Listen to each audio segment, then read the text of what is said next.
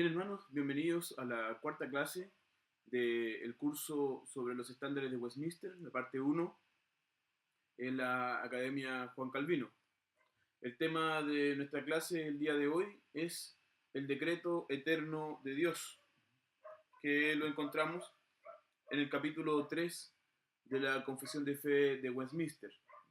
Entonces la tarea para hoy era leer el capítulo 3, también el Catecismo Mayor, las preguntas 12 y 13, y en el Catecismo Menor, la pregunta 7.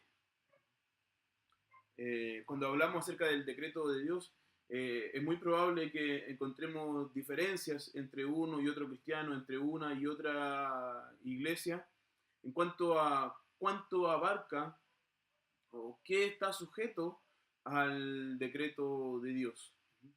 Entonces quiero comenzar leyendo en 2 de Samuel, capítulo 17, versículo 14. Entonces Absalón y todos los de Israel dijeron: el consejo de Husai arquita es mejor que el consejo de Aitofel, porque Jehová había ordenado que el acertado consejo de Aitofel se frustrara, para que Jehová hiciese venir el mal sobre Absalón. Entonces nosotros encontramos este pasaje en el contexto de la rebelión de Absalón, el hijo de David, donde él llegó a tomar el lugar de su padre como rey. Y aquí entonces él tiene que escuchar el consejo de dos hombres, uno que había dado un buen consejo, Aitofel, otro que había dado un mal consejo, que era Usai, pero Dios dirigió todo de forma que Absalón y todo Israel eligieran el consejo de Usai, el mal consejo. ¿Y esto por qué? Esto porque Dios no quería que el buen consejo fuera aceptado, porque el mal consejo iba a ayudar en que Jehová hiciera venir el mal sobre Absalón. Y eso es lo que Jehová quería. Dios quería que el reino le fuera restaurado a David, quien era el legítimo rey, porque solamente con David como rey, luego vendría el Señor Jesús como Salvador para nosotros, descendiendo del rey David. Entonces nosotros encontramos acá a Dios actuando en la mente de Absalón y de todo Israel, haciéndoles elegir el mal consejo. Todo esto para que el plan de Dios se cumpliera. Entonces, cuando nosotros leemos este pasaje, debemos relacionarlo inmediatamente con la doctrina del decreto de Dios, y luego vamos a traer un poco más de luz a este pasaje, o en realidad este pasaje nos va a dar un poco más de luz acerca de las doctrinas tal como están expuestas en la Confesión de Fe de Westminster. Comienza entonces este capítulo hablándonos acerca de la soberanía del decreto de Dios. Dice: Dios desde toda la eternidad, por el sapientísimo y santísimo consejo de su propia voluntad, ordenó libre e inmutablemente todo lo que acontece. Entonces comenzaremos por el final y tenemos que preguntarnos, ¿qué está incluido en el decreto de Dios? Y la respuesta de la confesión, que es la respuesta bíblica, es que todo lo que acontece está incluido dentro del decreto de Dios. O sea, no ha acontecido nada, no ha habido un segundo en la historia en los cuales las cosas que pasan no hayan sido decretadas por Dios mismo. Por ejemplo, en Efesios 1:11 nos dice: en él asimismo tuvimos herencia, habiendo sido predestinados conforme al propósito del que hace todas las cosas según el designio de su voluntad. Aquí habla acerca de Dios como el que hace todas las cosas según el designio de su voluntad. En cuanto, por ejemplo, al tener misericordia, ¿de quién tiene Dios misericordia? Romanos 9:15 dice, pues a Moisés dice, tendré misericordia del que yo tenga misericordia y me compadeceré del que yo me compadezca. En el mismo capítulo, el versículo 28 dice, o 18 dice, de manera que quien quiere tiene misericordia y al que quiere endurecer, endurece. Entonces, de estos versículos nosotros podemos ver que todo lo que Dios hace y que todo lo que acontece pasa porque Dios así lo ha decretado. Es decir, todo está incluido en el decreto de Dios. Cuando nosotros vamos ahora, o vamos después, en el próximo 2 capítulos más, o cuando habla acerca de la providencia, nos dice en ese capítulo, el poder todopoderoso, la inescrutable sabiduría y la infinita bondad de Dios se manifiestan de tal manera en su providencia que se extiende hasta la primera caída y a todos los otros pecados de ángeles y de los seres humanos. Y eso no por un mero permiso, sino también limitándolos de manera sapientísima y poderosísima, ordenándolos y gobernándolos de varias maneras en una dispensación multiforme para sus fines santos. O sea, el actuar de Dios, el actuar de Dios en la historia que obedece a su decreto eterno,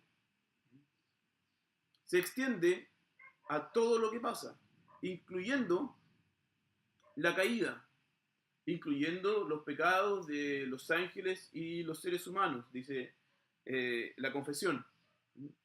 Y no que Dios simplemente permita, como si no, algo que no fuera, estuviera dentro de su voluntad, sino que ya yo no sé nada y ustedes háganlo. Dios no actúa de esa forma. Dios no solamente permite el pecado, sino que lo limita, lo ordena, lo gobierna para que éste venga a acontecer.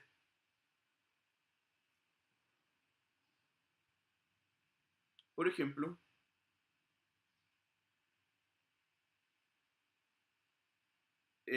Juan 19:11,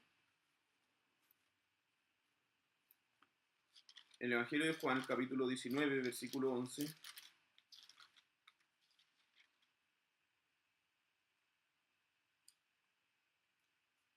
Cuando el Señor Jesús está hablando con Pilato, le dice, ninguna autoridad tendrías contra mí si no te fuere dada de arriba.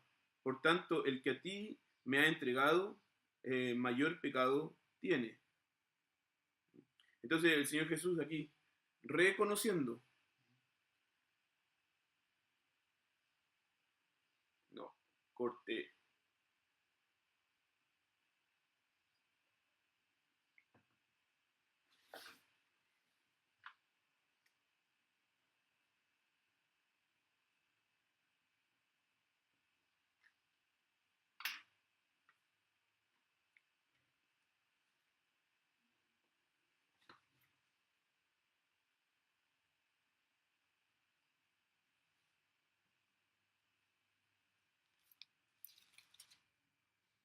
Por ejemplo, encontramos en el discurso de Pedro en el libro de los Hechos, luego de ocurrido Pentecostés, donde él dice, varones israelitas, oíd estas palabras.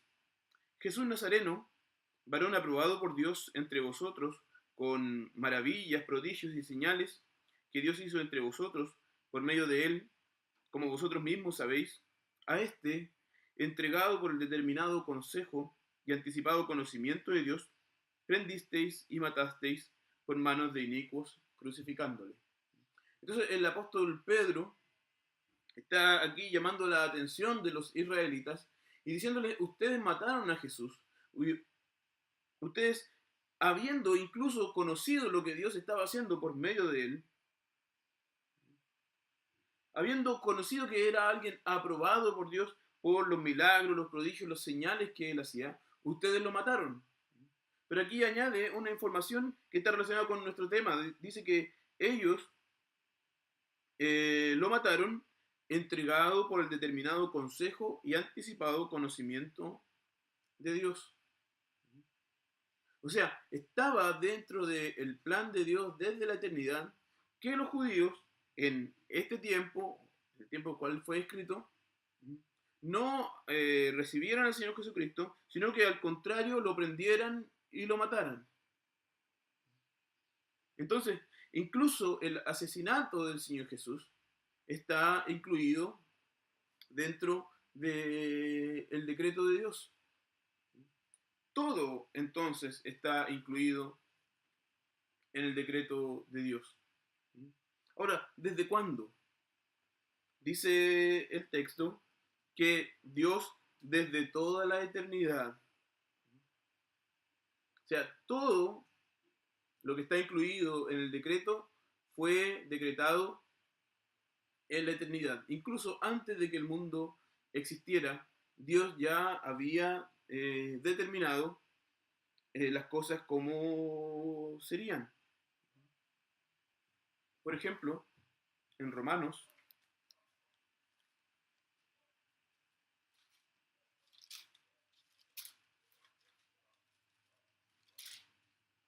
el capítulo 9, dice, y no solo esto, versículo 10 al 13, y no solo esto, sino que también cuando Rebeca concibió de uno, de Isaac nuestro padre, pues no habían aún nacido, ni habían hecho aún ni bien ni mal, para que el propósito de Dios conforme a la elección permaneciese, no por las obras, sino por el que llama, se le dijo, el mayor servirá al menor. Como está escrito, a Jacob amé, más a Esaú aborrecí. Entonces cuando Dios eligió amar a uno y a aborrecer al otro, lo hizo desde la eternidad, incluso antes de que ellos nacieran, incluso antes de que el mundo fuera creado, Dios ya había determinado amar a Jacob y aborrecer a Saúl. Y es porque el decreto de Dios, como nos dice acá también el texto que acabo de leer,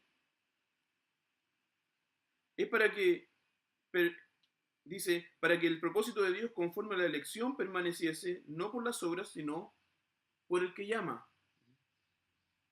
Las cosas acontecen no porque Dios vea algo en el futuro, no como resultado de nuestras acciones, sino que las cosas acontecen porque así es el decreto de Dios, el que Él ha determinado, es lo que Él ha determinado hacer según su propia voluntad.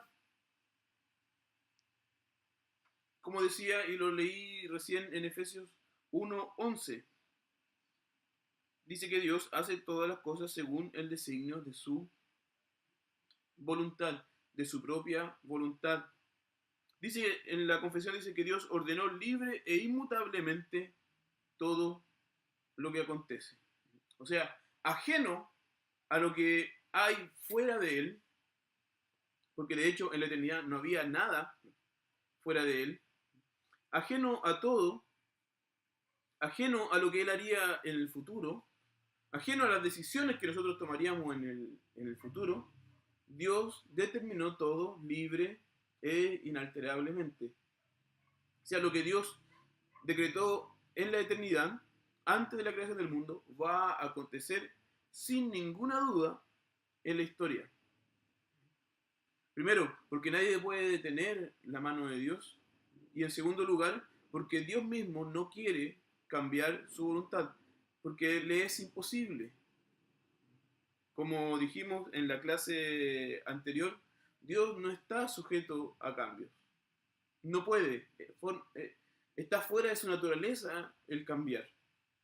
Entonces lo que Él determinó que aconteciera en la eternidad va a acontecer inalterablemente en la historia. Martín Lutero dijo, Dios es un Dios para cuya voluntad no rigen causas ni razones que se le puedan imponer como una norma y medida. Pues no hay nada igual o superior a su voluntad. Antes bien, ella misma es la norma para todas las cosas. En efecto, si hubiera cualquier norma o medida o causa o razón a la cual debiera ajustarse esta voluntad, ya no podría ser la voluntad de Dios, pues lo que la voluntad divina quiere es correcto, no porque ella debe o debió ajustarse a lo que es correcto, sino al contrario, por cuanto es la voluntad divina la que quiere algo, por esto tiene que ser correcto ese algo que se produce a raíz de la abolición divina. A la voluntad de la criatura se le prescribe causa y razón, pero a la voluntad del creador no el no ser que quiera colocar otro creador por encima de él. O sea, si nosotros creemos que Dios es el creador de todas las cosas, debemos decir, su voluntad es la norma, todo lo que Él quiere hacer es bueno. Si nosotros queremos decir que alguien trata de aconsejar a Dios o que la voluntad de Dios se ve afectada por, por alguna criatura o por cualquier otra cosa, entonces esa criatura o esa otra cosa tiene poder sobre Dios. Y entonces esa otra criatura o esa otra cosa se transforma en Dios. Y su voluntad entonces es esclaviza la voluntad de Dios. Y nosotros no estamos dispuestos, por lo menos yo no estoy dispuesto a aceptar una visión así ni de Dios ni de la criatura. En segundo lugar, la confesión, continuando en el párrafo 1, nos va a hablar acerca de la realidad de las causas secundarias y del uso que Dios hace de las causas secundarias. Nos dice que aunque Dios ordenó libre e inmutablemente todo lo que acontece, dice, pero de tal manera, o sea, lo hizo de tal forma que Él no es el autor del pecado, ni violenta la voluntad de las criaturas, ni quita la libertad o contingencia de las causas secundarias, sino que más bien las establece. O sea, hace tres afirmaciones aquí. Aunque Dios decretó todo lo que acontece, Él no es el autor del pecado, Él no violenta la voluntad de las criaturas y Él no quita la libertad o contingencia de las causas secundarias. Entonces, ¿qué quiere decir cuando Él nos dice que Dios decretó todas las cosas, pero que no es autor del pecado?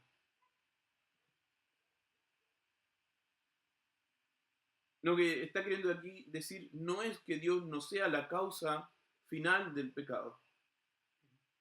Porque, por ejemplo, en el capítulo de la providencia, nos va a decir que Él es la causa última de todas las cosas. La causa primera, dice en el capítulo 5, el párrafo 2, aunque todas las cosas acontecen inmutable e infaliblemente con relación a la presencia y el decreto de Dios, quien es la causa primera, sin embargo, por la misma providencia, Él las ha ordenado para que sucedan de acuerdo con la naturaleza de las causas secundarias, ya sea necesaria, libre o contingentemente. O sea, Dios sí es la causa de todas las cosas, pero Él no es el autor del pecado. Entonces tenemos que hacer una diferenciación entre ser la causa y ser el autor. Por ejemplo, en el texto que nosotros leímos ahí en Segunda de Samuel.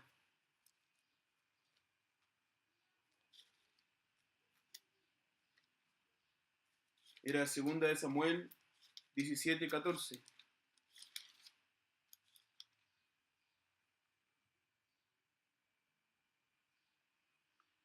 Dios en este texto nos va a decir que Dios es la causa de que Absalón e Israel hayan tomado el mal consejo. Eso lo dice claramente el texto. Ellos eligieron el consejo de Usai porque Jehová había ordenado que el acertado consejo de Aitofel se frustrara. Entonces, ¿por qué ellos tomaron el mal consejo? Porque Dios lo había determinado. Ahora, ¿Dios tomó el mal consejo? No. Dios es responsable por que Absalón y todos los de Israel tomaran el mal consejo. No. Los responsables son Absalón e Israel. ¿Por qué? Porque Dios, en primer lugar, no puede ser juzgado por nadie. Dios nunca puede pecar porque todo lo que él hace es bueno. Todo viene de su sapientísimo y santísimo consejo. O sea, todo lo que él hace es sabio y es santo. Porque hablar de responsabilidad también tiene como presupuesto que alguien tiene que ser responsable delante de alguien, delante de alguien superior a uno, que hay una ley ante la cual yo puedo quebrar o obedecer, que esa ley es para nosotros, pero no para Dios. Entonces Dios no puede ser responsable. Por eso, aunque su providencia lo dirige todo, lo hace de tal forma, de tal modo, que lo pecaminoso solo procede de la criatura y no de Dios, quien es santísimo y justísimo y no es ni puede ser el autor o aprobador del pecado. Esto sí no significa que nosotros debamos leerlo como que Dios no tiene ninguna relación con el pecado o que Dios no sea la causa del pecado. No, el texto de la confesión va a ser claro al decirnos que Dios decretó todas las cosas, incluido la caída y el pecado de los ángeles y de los humanos. Porque un Dios que no fuera así no sería Dios.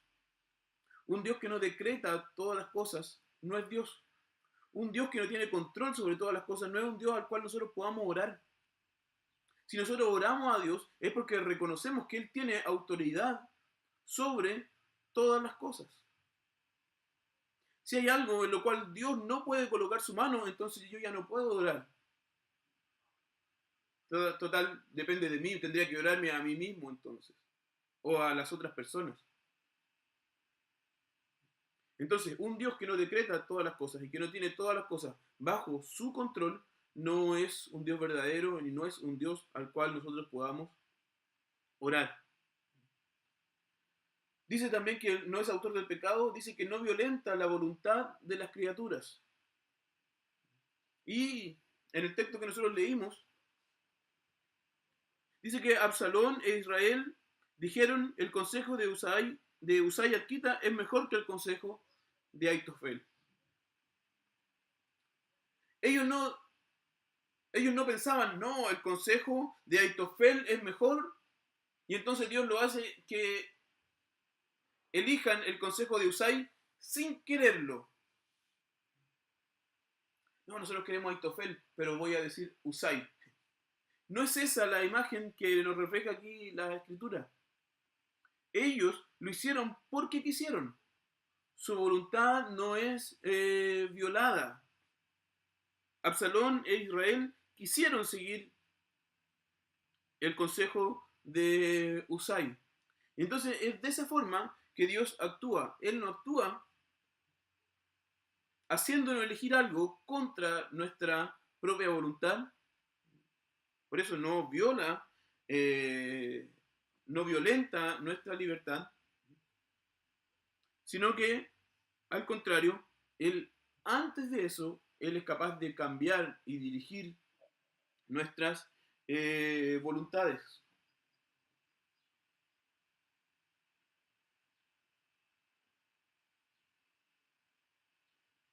Fíjese en Hechos 4, versículos 27 y 28.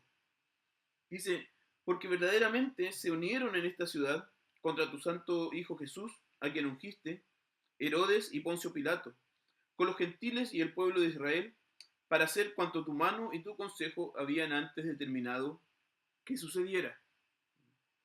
Entonces, Herodes, Poncio Pilato, los gentiles y el pueblo de Israel tomaron decisiones por ellos mismos. Ellos hicieron lo que ellos quisieron. Ellos no sabían que esto era lo que Dios había determinado que ellos iban a hacer desde la eternidad.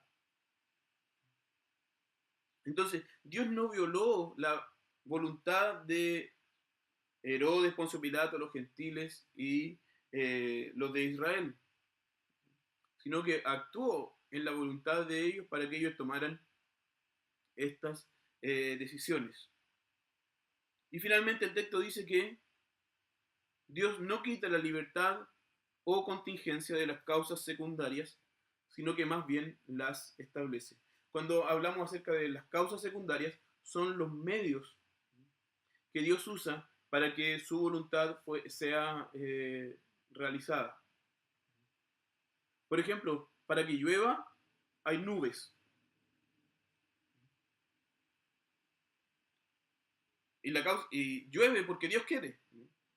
Entonces la causa secundaria que Dios usa para llover son las nubes, la condensación de agua en las nubes que luego cae hacia la tierra. Por ejemplo, en este caso, el de 2 Samuel 17, Absalón y los de Israel pensaron. Y en esos procesos mentales por los cuales ellos tomaron la decisión de Usai, esas fueron las causas secundarias que Dios usó para que ellos tomaran esta decisión. O por ejemplo, cuando nosotros leemos el libro de Job, si leemos el primer capítulo,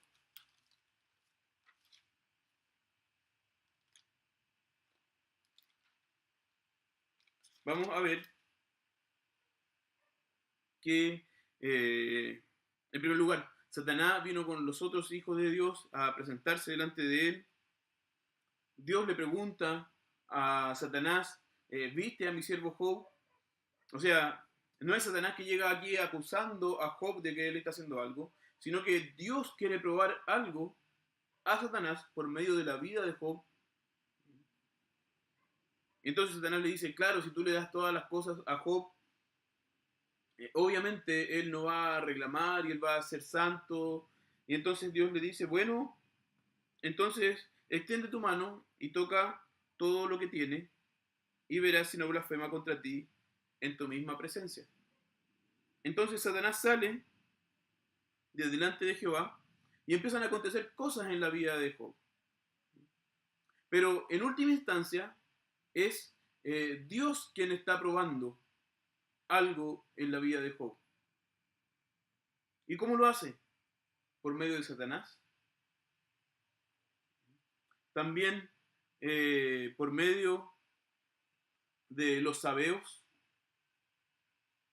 Dice el versículo 15, acometieron los sabeos, los tomaron, mataron a los criados, filo de espada. Solamente escapé yo para darte la noticia.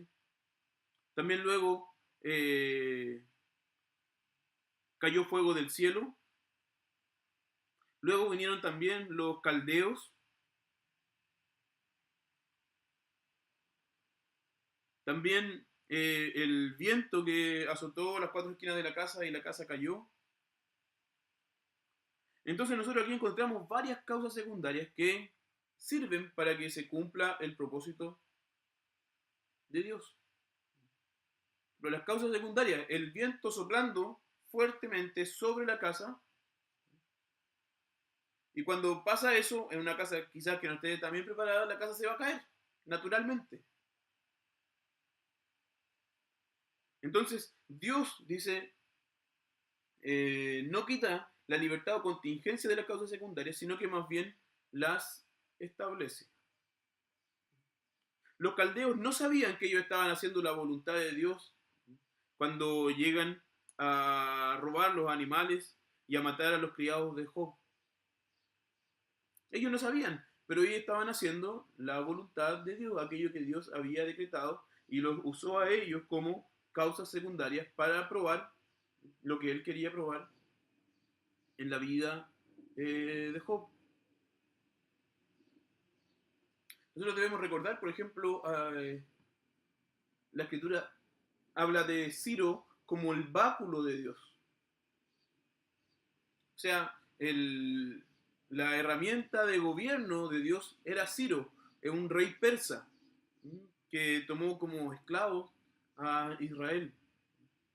De la misma forma, Dios habla de Nabucodonosor como también otro rey que esclavizó a Israel, habla de él como mi siervo. Entonces Dios usó a estas naciones para traer la esclavitud de Israel, de su pueblo. Entonces los usa como causas secundarias. Nabucodonosor, Ciro, ellos no sabían que estaban realizando lo que Dios quería que realizara. Que ellos estaban actuando bajo el decreto o por causa del decreto de Dios. Ellos simplemente querían hacer que sus países fueran, que sus naciones, sus imperios fueran mayores. Pero haciendo eso, ellos estaban haciendo la voluntad preceptiva de Dios. Entonces, cuando Dios decreta algo, que algo va a acontecer, junto con el fin, Él decreta también los medios por los cuales va a pasar. Para que acontezca esto, antes debe acontecer esto, esto y esto. Entonces Dios decreta no solamente el fin, sino que también todos los medios por los cuales eso va a ocurrir.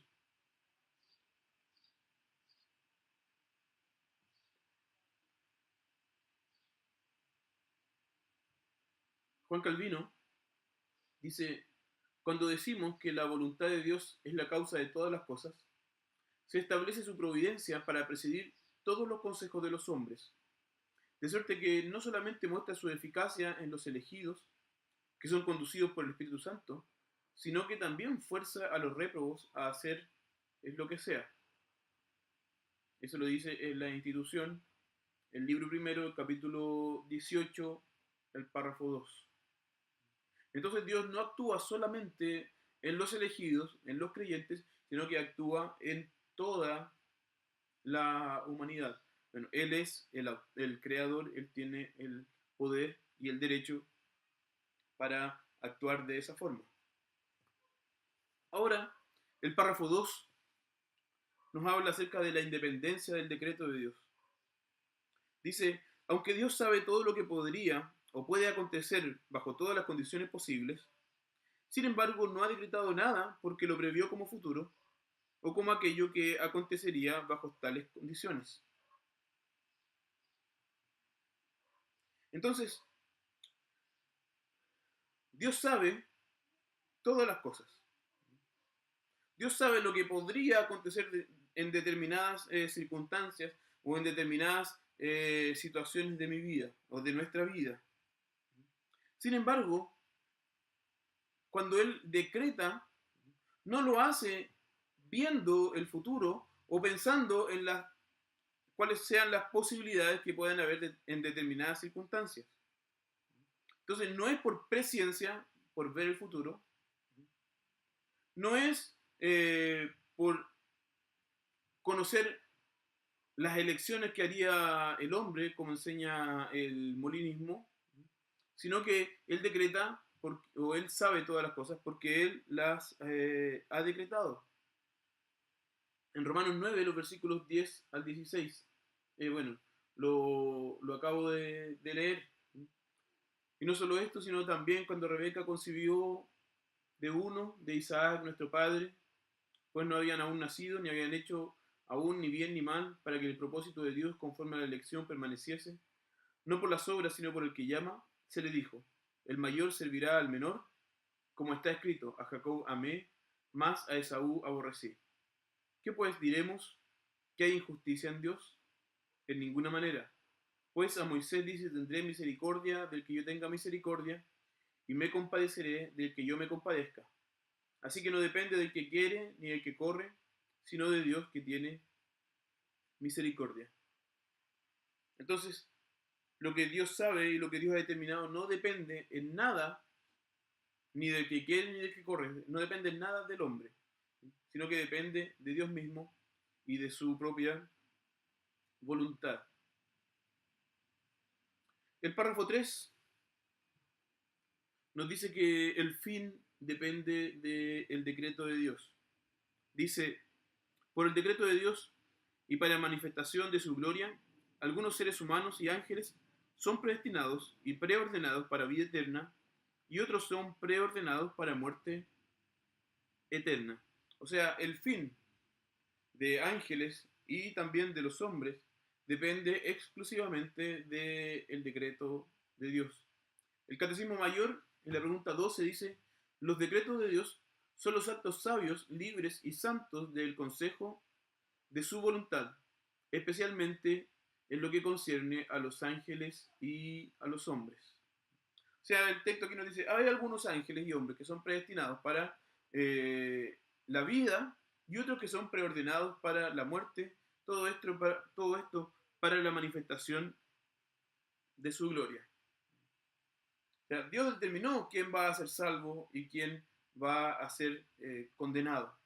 De esto depende el fin de los hombres. En Romanos 9, 22 a 23 dice: ¿y qué si Dios, queriendo mostrar su ira y haciendo notorio su poder, soportó con mucha paciencia los vasos de ira preparados para destrucción, y para hacer notoria la riqueza de su gloria las mostró para con los vasos de misericordia que él preparó de antemano para gloria? En Efesios 1, 5 a 6 dice: en amor, habiéndonos predestinados para ser adoptados hijos suyos por medio de Jesucristo, según el puro afecto de su voluntad, para alabanza de la gloria de su gracia, con la cual nos hizo aceptos en el amado.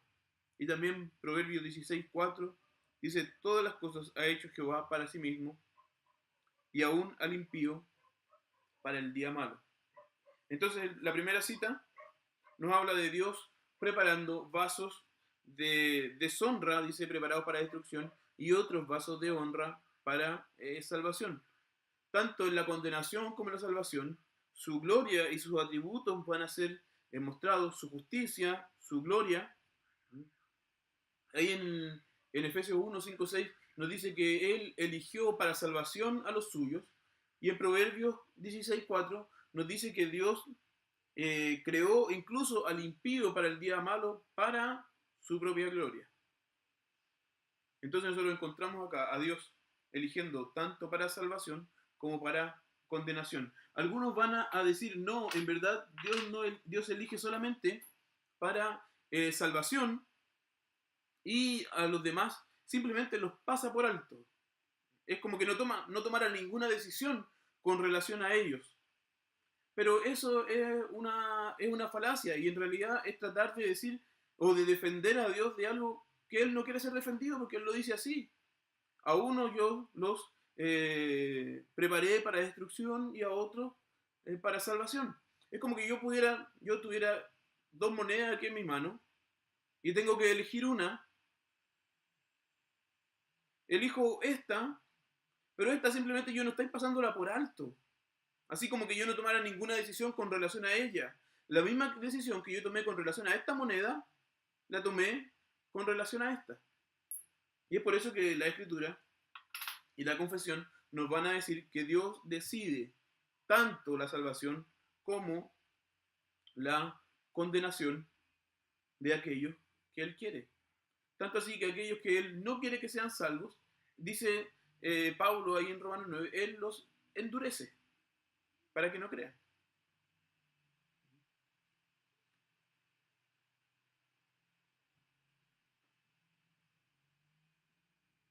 El párrafo 4 dice: estos ángeles y seres humanos, así predestinados y preordenados, están particular e inmutablemente designados, y su número es tan cierto y definido que no se puede aumentar ni disminuir. O sea, el número de los salvos está determinado desde la eternidad. El número de los condenados está determinado desde la eternidad. Porque la salvación depende solamente de la elección de Dios. Si dependiera de nosotros, estos números podrían subir o bajar. Pero como la salvación es de Jehová, como la salvación es algo de Dios, es un regalo de Dios, depende solamente de Él. El fin entonces ya está determinado por Dios y ya está definido. El párrafo 5 nos habla ahora acerca entonces de la preservación la predestinación para la vida.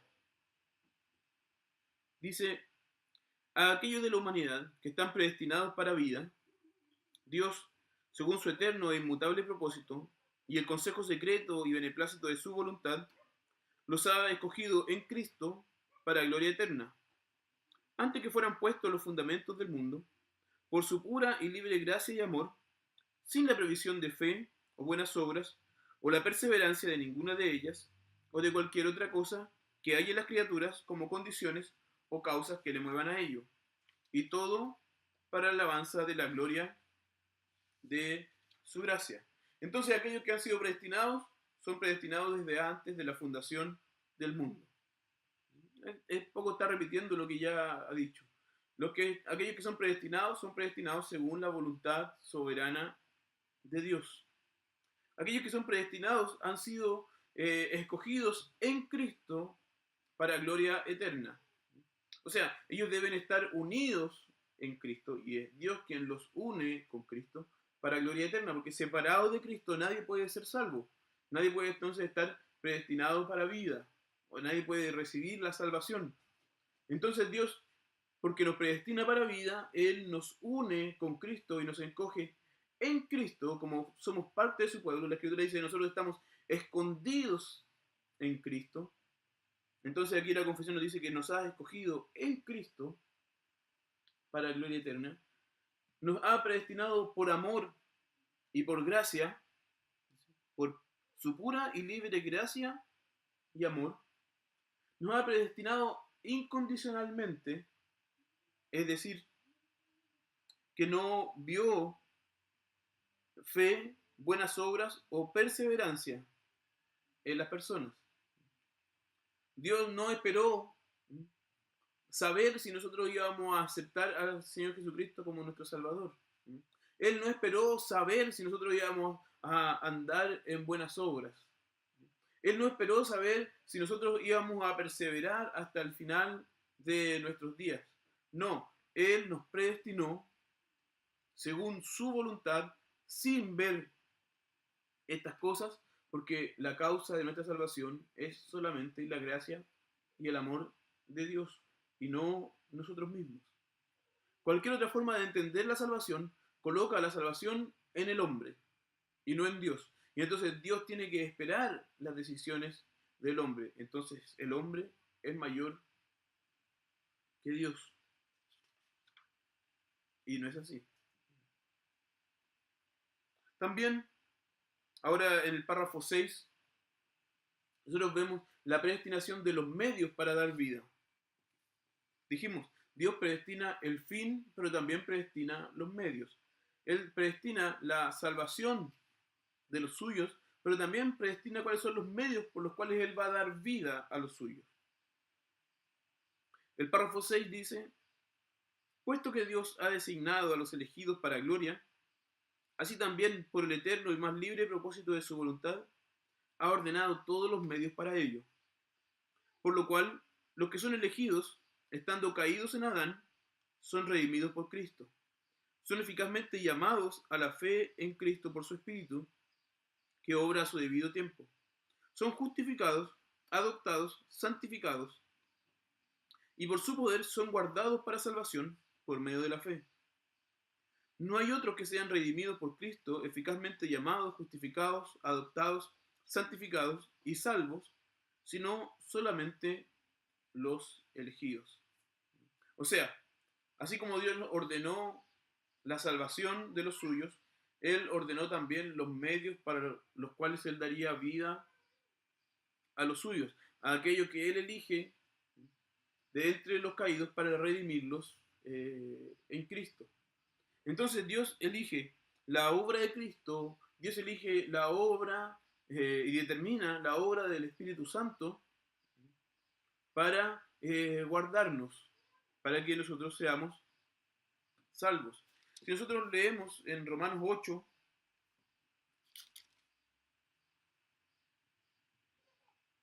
versículo 28 al 30, dice, y sabemos que a los que aman a Dios todas las cosas les ayudan a bien. Esto es, a los que conforme a su propósito son llamados. Porque a los que antes conoció, también los predestinó para que fuesen hechos conforme a la imagen de su Hijo, para que Él sea el primogénito entre muchos hermanos. Y a los que predestinó, a estos también llamó. Y a los que llamó, a estos también justificó. Y a los que justificó, a estos también glorificó.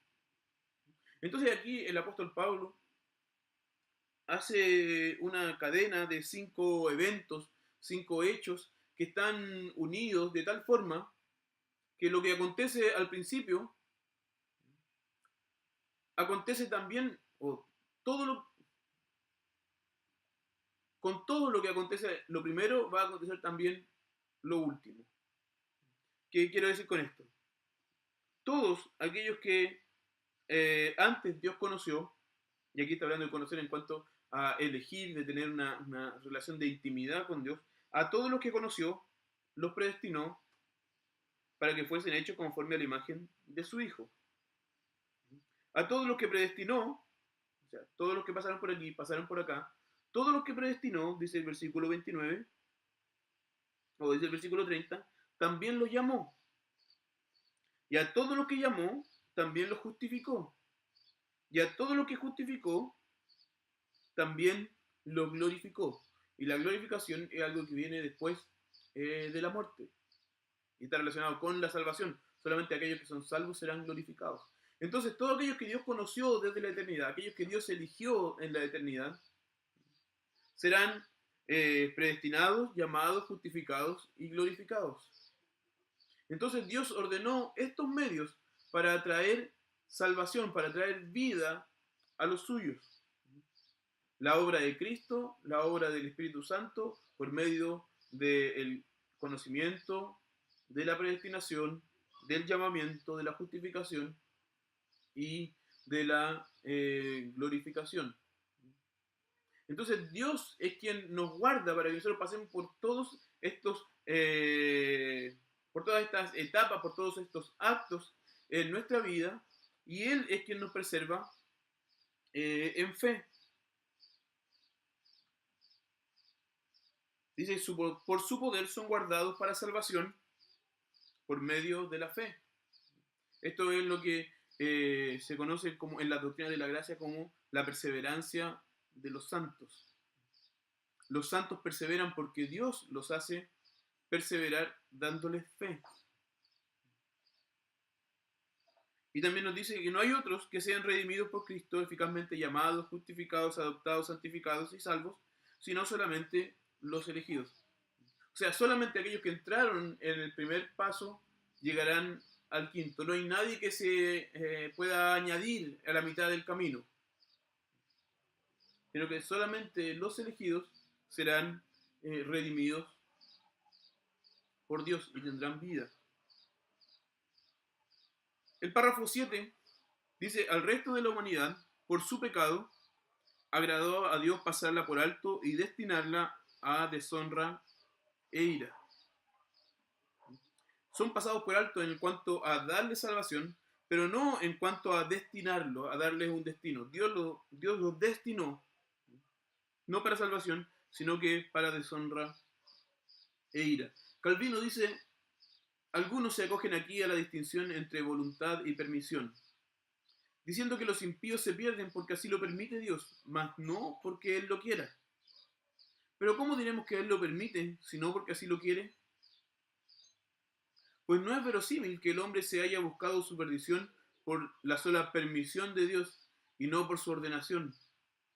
Como si Dios no hubiera ordenado en qué condición y estado quería que estuviese la más excelente de todas sus criaturas.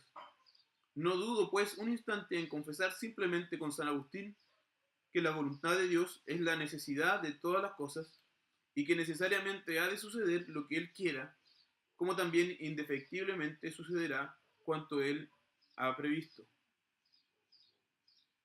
Entonces, en cuanto a la condenación, Dios los destinó, no solamente permitiéndoles que ellos caminen hacia un lugar, sino decretando que ellos caminen hacia ese lugar. Otra postura no tendría ninguna relación con el carácter de Dios, con la voluntad soberana de Dios, con los atributos de el poder de Dios, de la sabiduría de Dios.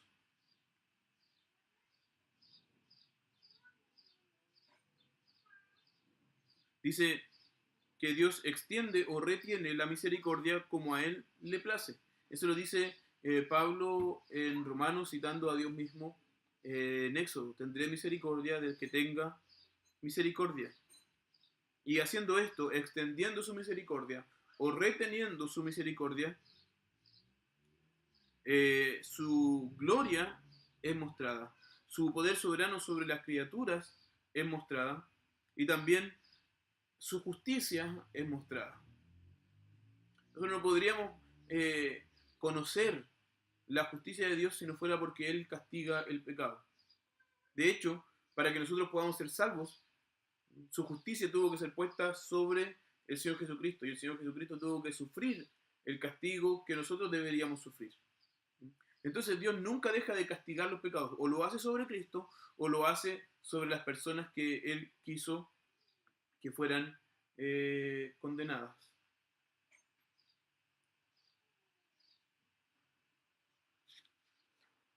El párrafo 8 dice: la doctrina de este alto misterio de la predestinación debe tratarse con especial prudencia y cuidado, para que los seres humanos, al prestar atención a la voluntad de Dios revelada en su palabra y al rendir obediencia a ella, por la certeza de su vocación eficaz, estén seguros de su elección eterna. Así que esta doctrina debe ser motivo de alabanza, reverencia y admiración a Dios, y de humildad, diligencia y abundante consuelo a todos los que sinceramente obedecen el Evangelio.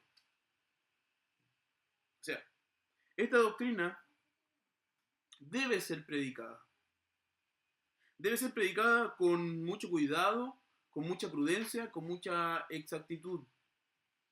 Aquel que predica o que enseña debe predicar lo que la Escritura dice y no tratar de concluir cosas que la Escritura no dice.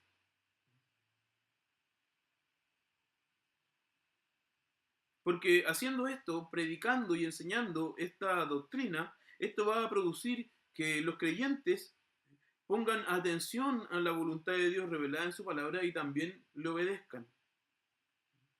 ¿Cómo así? Si yo creo que Dios me salvó por su pura voluntad, por su puro amor y gracia, no dependiendo de mí, porque al final yo no podría darle nada a Él que haga que yo me merezca la salvación, sino que Él me salvó solamente por la gracia y por la misericordia, entonces yo debería, y de hecho es lo que hacemos los cristianos, porque Dios nos preparó para buenas obras, nosotros vamos a rendir obediencia a la voluntad revelada de Dios. Dios pagó por mi salvación. Se pagó a sí mismo con la muerte del Señor Jesucristo. Dios quiso salvarme, Dios actuó en mi salvación solamente por amor. Entonces yo debo darle a Dios obediencia, porque Él es mi Señor, porque yo lo amo por lo que Él hizo por mí. Si yo tengo entonces la seguridad de la vocación eficaz, si yo tengo la seguridad de que Dios me salvó y que nadie me puede separar de su mano, si yo tengo seguridad de la elección, yo entonces voy a obedecerle. Así que dice al final, esta doctrina debe ser motivo de alabanza, reverencia y admiración de Dios. Cuando nosotros aprendemos acerca del decreto, de la predestinación de Dios, esto nos debe hacer admirarlo y amarlo más. Porque esta doctrina nos muestra de forma muy clara que la salvación es algo que Dios nos da. Y que nosotros no podemos entonces colocarnos en un lugar cercano a Dios o creer que nosotros somos, que Dios hace una parte y nosotros hacemos la otra parte y nos colocamos entonces como iguales a Dios, sino que debemos amarlo y debemos ser humildes nosotros. Es motivo, dice, de humildad, diligencia y consuelo para los que sinceramente obedecen el Evangelio. Para esto Dios nos ha dado esta doctrina. Para esto Dios nos ha dado la doctrina del decreto de Dios de la predestinación. Para que nosotros le adoremos, sabiendo que Él es mayor, que Él es el quien hace todas las cosas según su voluntad, que nosotros no somos como Él, por lo tanto debemos ser humildes, somos solamente sus criaturas, y además criaturas afectadas por el pecado. Debemos entonces humillarnos delante de Él, ser diligentes en obedecerle y también encontrar consuelo. Cuando algo malo acontece en nuestra vida, no hay nada que nos dé más consuelo que saber que nuestras vidas están en las manos de Dios y que no se cae un cabello de nuestra cabeza si no es porque Dios así lo ha determinado. Y entonces cuando cae un cabello de nuestra cabeza o cuando ocurre algo malo en nuestra vida, nosotros debemos saber, continuamos estando bajo el cuidado soberano de Dios. Y ya que somos sus hijos, Él nunca va a dejar que nada malo nos pase. Y aquí cuando digo nada malo, quiere decir nada que nos aleje de Él, nada que nos aleje del Señor Jesucristo, sino que al contrario, como el apóstol Pablo dice ahí en Romanos 8, todo lo que acontece, acontece para que nosotros seamos más como nuestro Señor Jesucristo.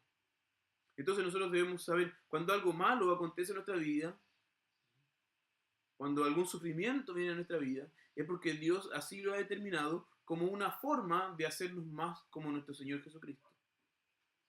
Debemos amar entonces la doctrina del decreto eterno de Dios. Finalmente, en el Catecismo Mayor, la pregunta 14 dice, ¿cómo ejecuta Dios sus decretos?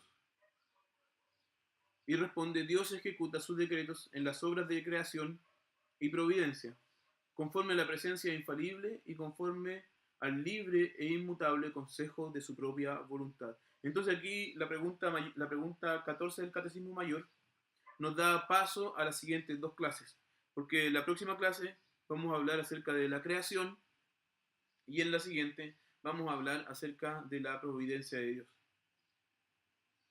Para la próxima clase, donde vamos a hablar acerca de la creación, la tarea es leer el capítulo 4 de la Confesión, las preguntas 14 al 17 del Catecismo Mayor y la pregunta 8 al 10 del Catecismo Menor. Que el Señor les bendiga.